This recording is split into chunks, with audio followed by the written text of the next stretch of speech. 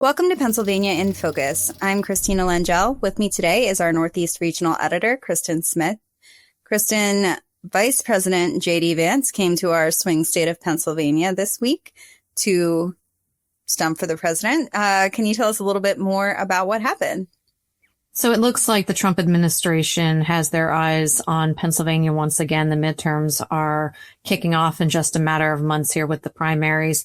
And the balance of power in many ways comes down to the Commonwealth again. And so it's no accident that J.D. Vance ended up in Lehigh County, which is a very swingy district in eastern Pennsylvania. It's a manufacturing hub. There's a lot of energy there. And it's really the manifestation of the blue collar right of center voter that feels left behind by the traditional manufacturing industry and the labor unions that traditionally in that region were quite powerful and held most of the voting sway, right? So they're there to talk about Trump's energy policies, how he continues to enhance domestic energy production so that it will in turn lower prices, which Vance is saying lowers prices across the board for our goods and everything else that relies on natural gas and oil to exist, quite frankly. Then there's the impact of tariffs. That's something that J.D. Vance also got into.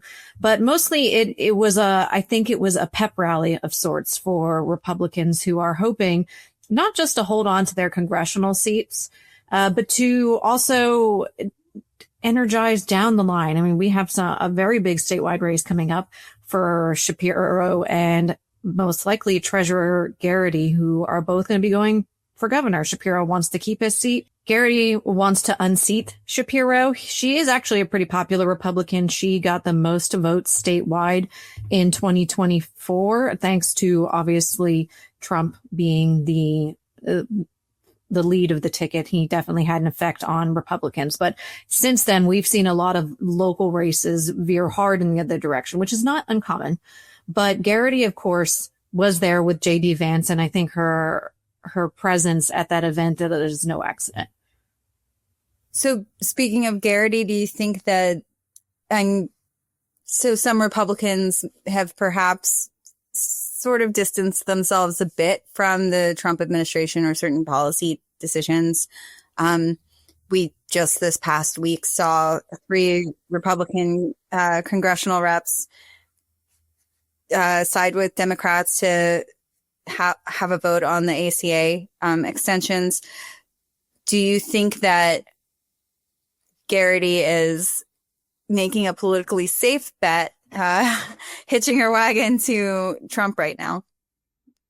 Certainly it's a gamble, right? It's not 2024 anymore. The Trump administration is under extreme scrutiny, and I believe those swing voters, I'm sure there are some of them who are concerned about the way that his policies have played out versus what he campaigned upon.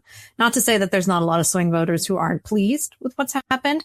And so I think Garrity is, staking her bets on the fact that if you're going to support Trump in this state, you better really support him. You can't really be wishy-washy if you think about it in a lot of ways. But this is risky because Shapiro is a very popular moderate, and he seems to have no problem attracting the coalition that Trump was able to attract. And that's, your labor unions, your police organizations, and then your left of center traditional suburban moms, all of those kind of people who came under the Trump tent in 2024, they are less enthused about local Republicans, right? So Garrity hitching her wagon to Trump is, I think analysts would argue, is really the only option that she truly has.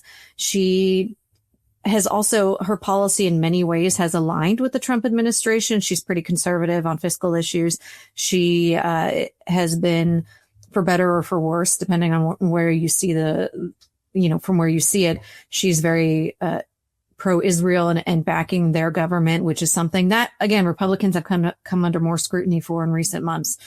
And so it's not unusual that she would do this, but it's a much harder position to defend than it was a year ago, let's say, when the tide had turned for Trump and the national tenor and the fervor in Pennsylvania was just ready for that change and ready for someone who they felt like they could connect with.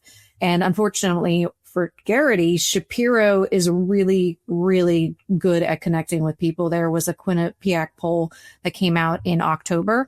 His approval rating was up to 60%, which is a personal best for him since he took office. In a hypothetical matchup between Garrity and Shapiro, he's leading her 59 points to 38 points, somewhere in that range. Now, to be fair, a lot of people aren't aware of who the treasurer is or what she does. So Garrity isn't, a household name in Pennsylvania by any stretch of the imagination. So it stands to reason that perhaps if voters knew more about her, that they would like her more.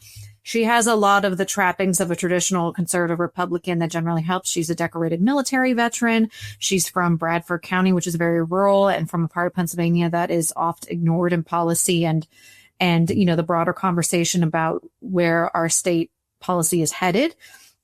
So, and again, she was a well-liked Republican in a statewide race where other Republicans perhaps didn't do as well. So there's a lot here for her to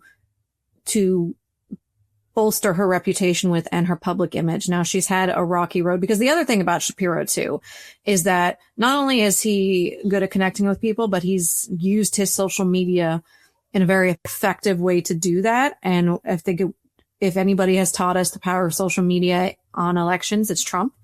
And so Shapiro has made sure to continue he uses TikTok and Instagram and all. He follows a lot of those trends that we all see. And so that gets him out to the younger voter, which Democrats really want to recapture the part that they lost in the coming elections. And so Shapiro is on that front. Garrity came out with some social media ads a couple months ago that were not well received because Shapiro has a lot of ease on camera. He's got this very charismatic ease about being on camera and talking in public.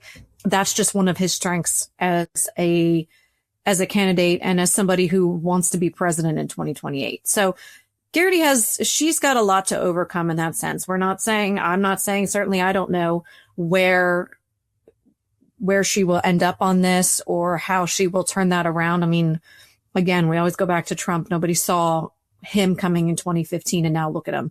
So she, like I said, uphill battle for her, but tying herself to J.D. Vance, who does have a lot of those same qualities, being from Ohio and being from lower socioeconomic status, having a troubled upbringing, and former, military veteran, certainly he has a lot of those same things in common with her. So it makes sense that she would want to appear alongside him and really raise her profile in that way, right? To be with J.D. Vance there out in Eastern Pennsylvania.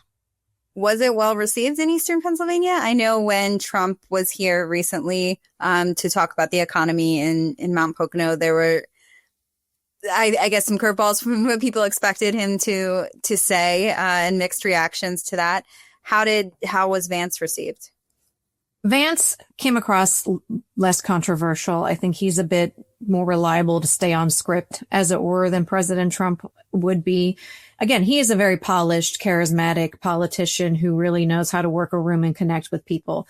And so for him, he has that background more so than Trump even does, because we know Trump is a, incredibly wealthy billionaire who was born into extreme privilege, right? So J.D. Vance is the antithesis of that. So for J.D. Vance, it's a lot easier for him to connect with the culture out there. He went to Uline Shipping Industry, so it was a big warehouse.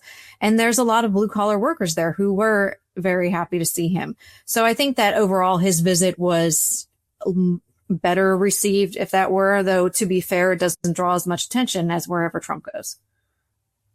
Right. Well, we will definitely continue to watch who comes to visit Pennsylvania and how our in-state politics go. Certainly the Shapiro and Garrity race should be an interesting one. So you can follow that and everything else at thecentersquare.com/Pennsylvania. Thanks.